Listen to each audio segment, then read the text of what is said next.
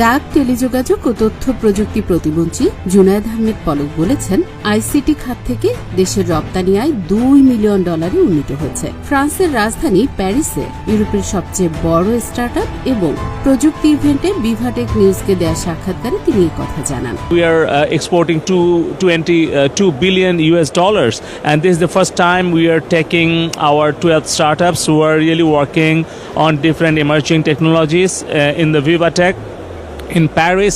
এ সময় পলক বলেন, 15 বছরে 13 কোটি ব্যবহারকারীকে ইন্টারনেট অ্যাক্সেস দেওয়া হয়েছে। আইসিটি খাতে রপ্তানি আয় $2.6 কোটি থেকে $200 কোটি উন্নীত হয়েছে।